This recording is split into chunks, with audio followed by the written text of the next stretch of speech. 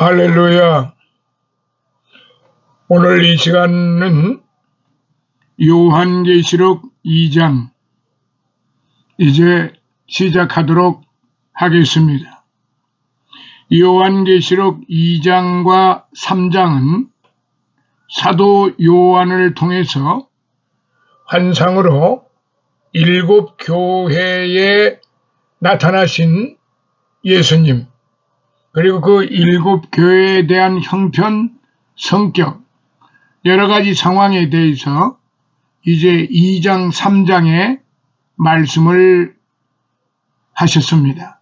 그래서 오늘부터는 이제 7 교회를 시작할 텐데요. 먼저 첫 번째 에베소 교회부터 시작하겠습니다. 에베소 교회 오늘 본문의 말씀 같이 보시도록 하시겠습니다.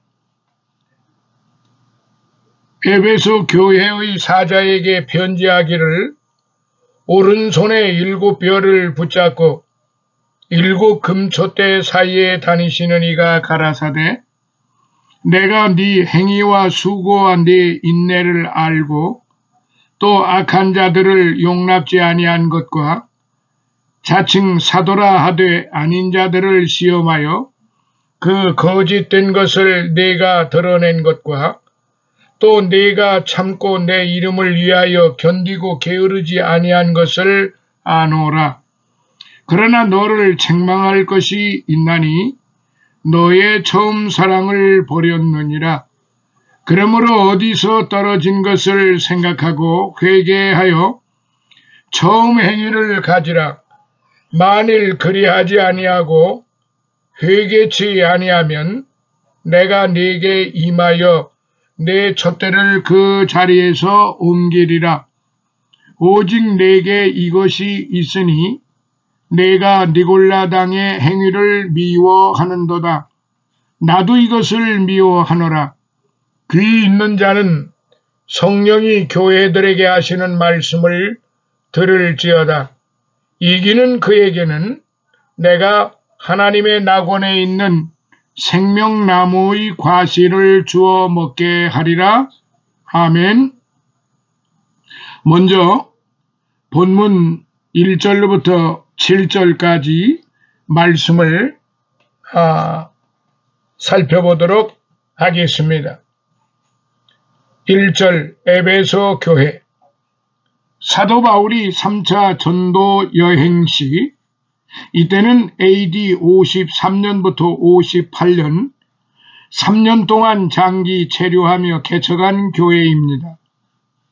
당시 에베소에는 상업, 무역, 교통, 정치, 행정의 중심 도시요 아시아주의 수도로서 많은 사람들의 왕래가 잦았습니다.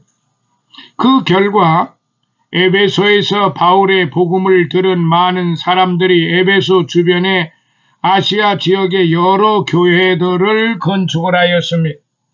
예를 들면 라우디게아, 골로새, 히에라볼리 등.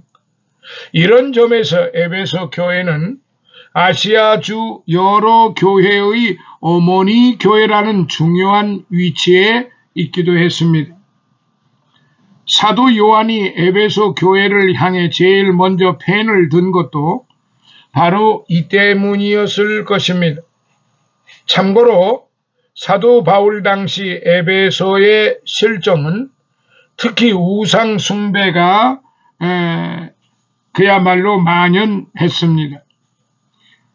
그래서 바울의 목회 사역에 관해서는 사도행전 19장에 잘 나와 있지만은 7절까지 언급된 요한 사도의 메시지에서 에베소 교회의 특징들을 잘 나타나 있는데 그 부분을 말씀을 드리면 첫째, 에베소 교회의 장점이 있어요. 2절과 3절과 6절인데요. 장점은 수고와 인내함, 악을 미워함, 진리를 수호함, 그리고 단점이 있어요.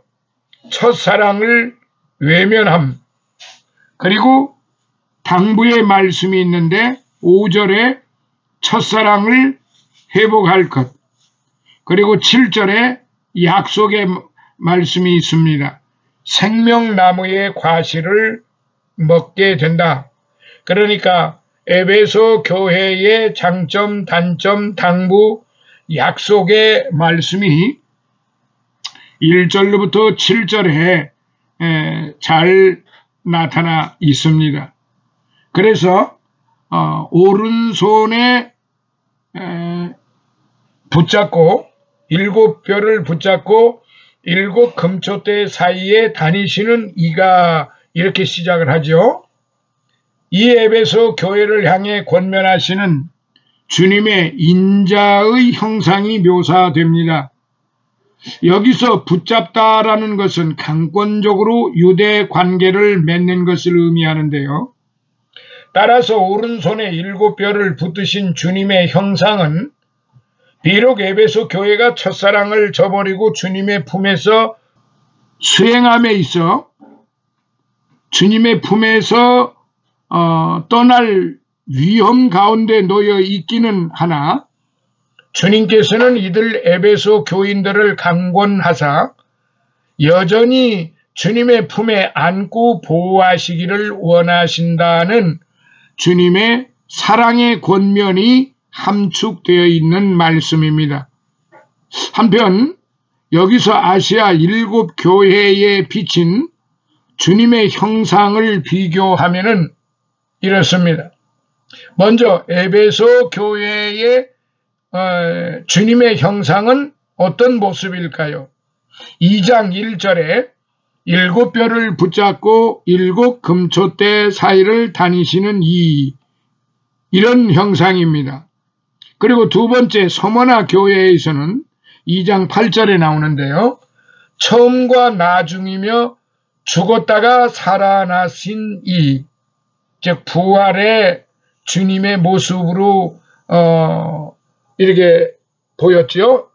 그 다음 세 번째로 버가모 교회, 좌우에 날선 검을 가지신 이로 2장 12절에, 그리고 네 번째 두아디라 교회, 눈이 불꽃 같고 발이 빛난 주석 같은 이로 2장 18절에, 그 다음에 4대 교회, 하나님의 7 영과 7 별을 가지신 이의 모습으로 3장 1절, 그리고 6번째 빌라델피아 교회, 거룩하고 진실하며 다윗의 열쇠를 가진 이 모습으로 3장 7절, 그리고 끝으로 7번째 라오디게야 교회, 아멘이며 충성되고 참된 증인이며 하나님의 창조의 근본이신 이의 모습으로 3장 14절에 이런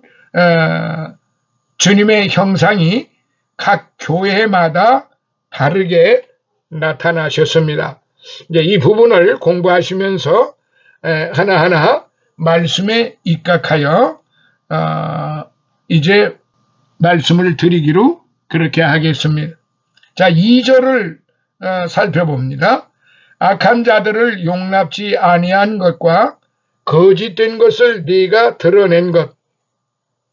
여기 악한 자나 자칭 사도는 동일한 말로서 아마 니골라 당에 속한 자들을 가리키는 듯 합니다. 6절에. 이들은 이교도나 불신자들이 아니라 잘못된 복음을 전하는, 즉 거짓 복음을 전하는 자들인데, 당시에는 순회 전도자를 가장하여 이런 부류의 이단들이 교회를 해방하였습니다. 사도 바울은 에베소 전도 사역 시에 이미 이런 이단들의 위험을 경고하며 경계할 것을 권면하여서요, 시험하여 드러낸 것, 그러니까 거짓 교사나 이단에 대처하는 방법입니다. 실로 거짓 교사는 복음의 탈을 쓰고 자신을 복음의 사도로 가장하기에 반드시 그 가르치는 교훈을 시험하고 요한일서 4장 1절에 또한 이를 공식서상에서 드러내어 경계로 삼아야 한다, 공개해야 한다 이거죠. 잘못된 것은. 그래서 교리가 체계화되지 않았던 당시에는 이단을 경계하며 교회를 보호할 목적으로 이단 식별에 대한 지침서까지 마련되었다고 합니다. 3절에 견디고 게으르지 아니한 것을, 원어적 의미는 수고하고 피곤해하지 아니한 것을 이라는 뜻입니다.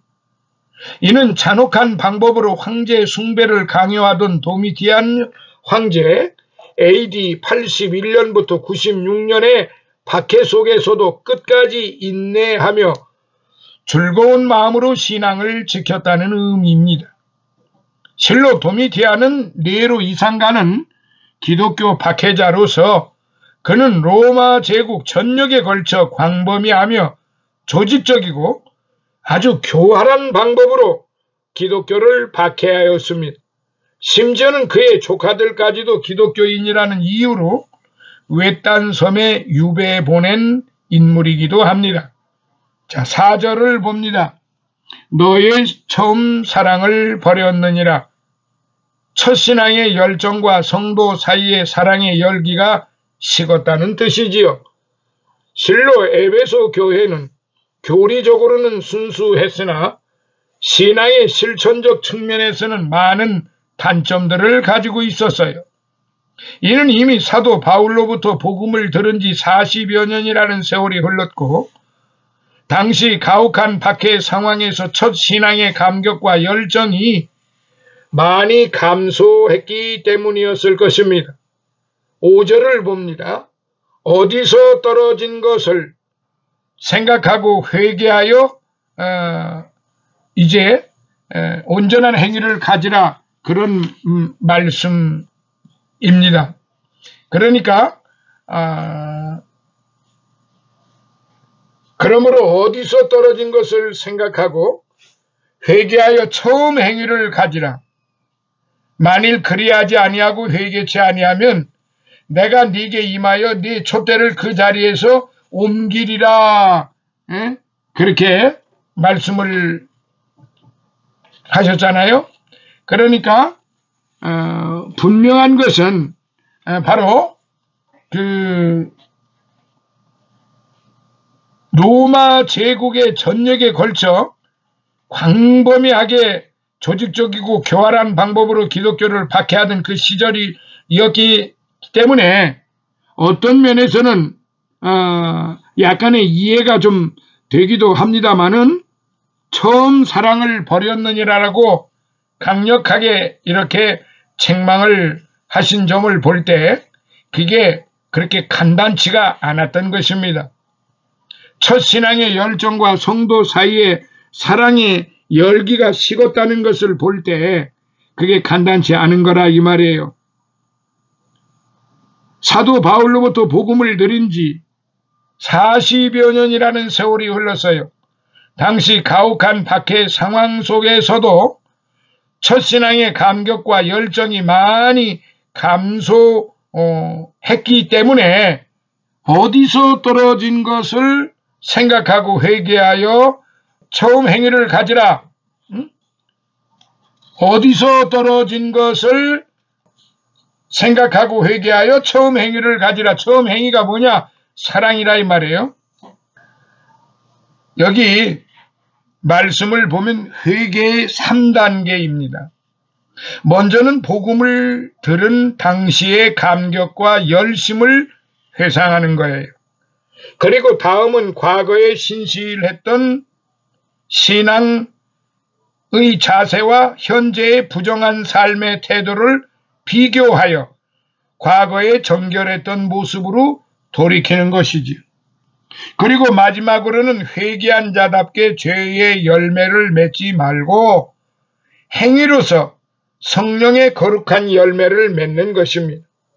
내 촛대를 옮기리라 말씀하셨잖아요.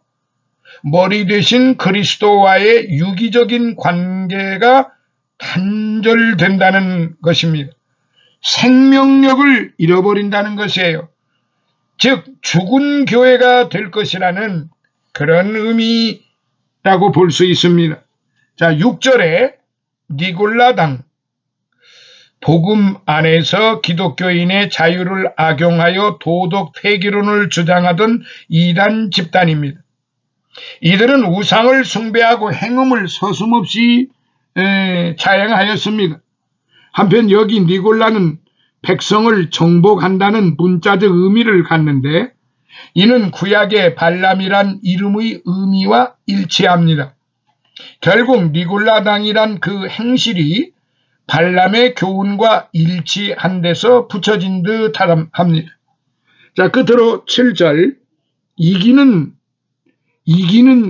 현재 분사형으로 이 땅에서 사단을 대적하여 계속적으로 승리하며 인내의 삶을 사는 것을 말하는데요. 이런 자에게는 우상의 재물이나 육신의 쾌락보다 더 크고 복되며 영원한 생명나무의 과실이 상으로 주어진다는 말씀입니다. 자, 이제 이 에베소 교회 1절로부터 7절까지를 살펴보았는데요. 주 예수 그리스도께서는 자신의 교회에서 한순간도 눈을 떼지 않고 계심을 알 수 있습니다. 예수님께서는 교회에 관련되는 모든 것을 불꽃 같은 눈초리로 주목하고 계십니다. 교회 구성원들의 생명만을 살피시는 것이 아니라 그들의 영혼의 건강도 살피십니다. 그들의 건강뿐만이 아니라 영적인 힘을 사용하는 방법도 살피십니다. 예수께서는 그들의 모든 삶의 행위를 아시고 계십니다. 예수께서는 그분의 이름을 위하여 행하는 그들의 자선과 인내와 열정을 또한 자세하게 잘 살피고 계십니다. 여기 교회들에게 하신 말씀에서 7번 내가 네 행위를 아노니라고 말씀하십니다. 이 사실이 우리로 대단히 신중하게 살도록 만드는 것입니다.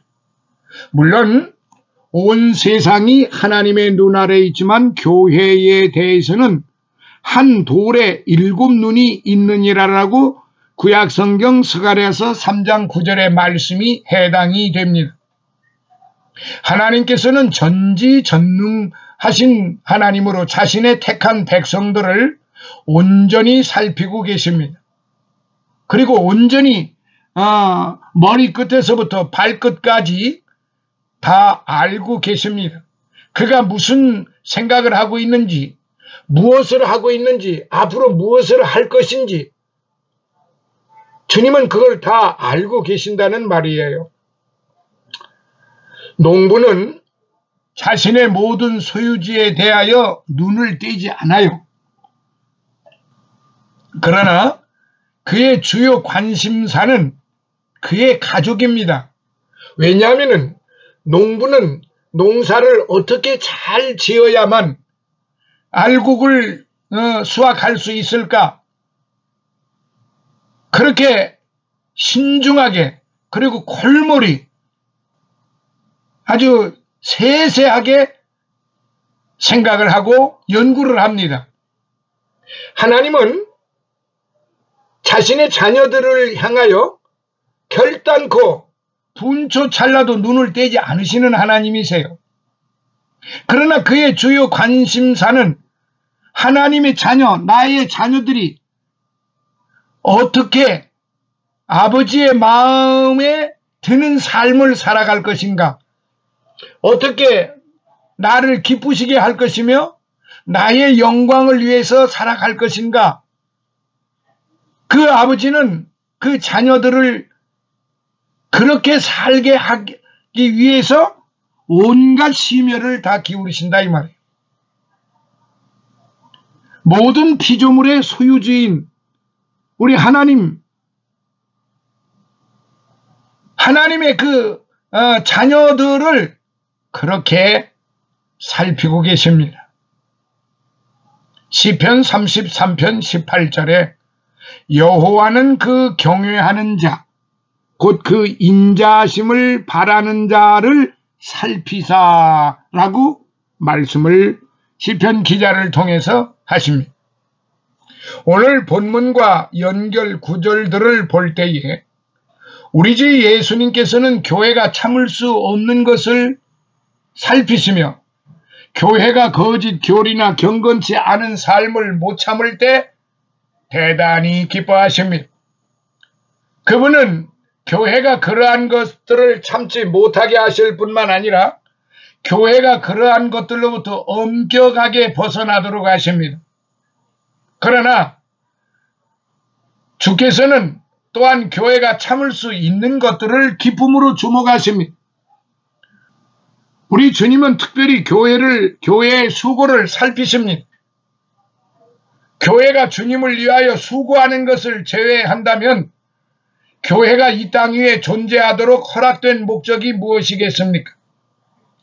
교회가 이 땅에서 해야 할 것이 아무것도 없다면 교회가 이 땅에 있어야 할 이유가 없는 것입니다. 교회가 이 땅에 머무르면서 성취하여야 할 위대한 목적들이 없다면 교회는 낙원으로 옮겨질 것입니다. 세상이 교회를 원하고 하나님의 영광이 교회를 통하여 드러나야 하기 때문에 하나님의 교회를 이 땅에 세워두신 것입니다. 이 세상에 교회가 있어 부패하게 될 사회의 소금이 되어야 하기 때문에 또 교회가 있어서 흑암 가운데 앉아야 할 사람들에게 빛이 되어야 하기 때문에 하나님은 이 땅에 교회를 세워두시는 것입니다. 이 땅에 소금이 되어야 하고 빛이 되어야 하기 때문입니다. 다시 말씀드리면 수고하지 않는 교회는 존재해야 할 목적을, 그 주된 목적을 상실하고 있는 것입니다. 그러한 교회는 꽃을 피우지 못하는 식물이요 포도송이를 맺지 못하는 포도나무입니다. 그렇다면 꽃을 피우지 못하는 식물은 포도송이를 맺지 못하는 포도나무는 어찌 되겠습니까? 다 베어버리고 시들어버리고 쓸모없게 되어버리고 거름이 되어버리고 말 것입니다. 예수 그리스도께서는 이렇게 주께서 세우신 그 교회를 일목요연하게 분초 찰나도 변함이 없으시고 헛되이 바라보지 않으십니다. 그래서 그 교회의 수고를 아주 세세하게 살피신다는 말이에요. 그리고 교회의 수고가 계속되어서 주님께서 오늘 본문의 이중의 칭찬인 네가 견디고 게으르지 아니한 것을 아노라라는 칭찬을 교회에 할 수 있을 때 교회를 특별히 기뻐하세요. 우리도 마지막에 우리 주님의 입술에서 나오는 그러한 칭찬을 받아야 하지 않겠나요? 그분께서 그분의 피와 의는 우리의 유일한 구원의 소망입니다. 우리의 손에서 받으실 만한 감사의 찬 사랑의 풍성한 증거를 우리에게서 찾으실 수 있도록 해야 하지 않겠느냐 이 말씀입니다. 그래서 오늘 우리가 깊이 생각하고 돌이켜봐야 될 것은 네가 견디고 여기 원어를 살펴보면 견디고란 뜻 외에 수고하고라는 뜻도 있습니다. 네가 수고하고, 자, 수고한다는 것은 많은 힘을 내어서 일한다는 것을 의미하잖아요. 아주 중요성을 띠고 하는 일을 의미합니다. 그것은 힘든 일, 격렬한 노력, 원기왕성한 행동을 뜻하는 것입니다. 사람들이 일을 하지만 수고하지는 않을 수 있어요. 자신들은 일하는 사람들이라고 주장하지만 어떤 일을 하면서 수고하는 것에는 미치지 못하는 사람들이 많은 것이 두려워요. 수고하는 것에는 미치지 못하고 일하는 예수 믿는 사람들도 있습니다. 그들의 일과 같은 일을 하는 데에는 한 마리 나비의 수명도 다 사용하지 못할 만큼 짧은 시간이면 충분합니다. 자, 들어보세요. 그리스도를 위하여 일을 할 때에는 전력을 다하여 일하여야 합니다. 우리가 복음하에 있다 하여 율법하에서 요구되는 사랑보다 더 적은 사랑을 바쳐서는 결코 안 됩니다. 여러분은 이 사실을 율법이 지혜롭게 말하고 있는 것을 압니다. 너는 마음을 다하고 성품을 다하고 힘을 다하여 네 하나님 여호와를 사랑하라. 예수 그리스도께서는 확실히 그러한 사랑을 받으실 만한 분이십니다. 우리가 주님을 위하여 수고할 때는 노예들처럼 부주의하고 무관심한 태도로 하여서는 안 됩니다. 그 반대로 연인들의 열정과 정열적인 자들의 헌신으로 하여야 합니다. 세상에 어느 주인은 푸대접을 받을 만하다 할지라도 하늘에 계신 우리 주인은 그런 분이 아니시잖아요. 우리는 그분께 너무나 많은 은혜를 입었으므로 그분을 공경하고 싶어 합니다. 세상의 다른 곳에서는 게으른 종이 책망을 받을 수 있지만 지극한 보혈로 우리를 구속하셨던 그분을 섬기는 데 있어서는 결코 그런 일이 있을 수 없다는 말이에요. 그러므로 교회는 단순히 일하는 교회가 되어서는 안 됩니다. 대단히 많은 수고를 하는 교회가 되어야 한다는 말입니다. 전력을 다하여 일하는 교회, 수고하는 교회가 되어야 하지요. 비유를 들어서 말한다면 우리는 우리의 증기기관의 능력을 최대한으로 가동하여야 하며 엔진을 맹렬하게 운전하여야 합니다. 헛되이 써버리도록 허락될 수 있는 힘이 우리에게는 없습니다. 우리는 단순히 걸어서 천국에 도달할 수는 없어요. 천국의 경주를 경주하여야 하며 부지런함과 열심으로 경주하여야 합니다. 사람이 진실로 수고할 때에는 상당히 많은 힘이 요구되어집니다. 그러므로 수고하는 것은 자기 부인을 함축하고 있습니다. 수고에는 사람의 힘이 소모되어집니다. 수고하는 사람의 이마에 뜨거운 땀방울이 어떻게 송알송알 맺히는가 보세요. 계속 수고할 때 그 땀방울이 어떻게 흘러내리는가 보십시오. 수고하는 사람은 쉬고 싶기 때문에 자기를 부인하여야 합니다. 그는 아마 저쪽 기둥에 기대고 있는 동료를 보며 저쪽 잔디 위에 편안히 쭉 펴고 누워있는 동료도 볼 것입니다. 그는 그렇게 할 수가 없습니다. 그는 수고합니다. 그는 자신이 그렇게 할 수 없음을 압니다. 그는 자신이 해야 할 일을 하기 위하여 자신의 안락을 제쳐둡니다. 교회가 교회다우려면 그렇게 해야 된다는 말이에요.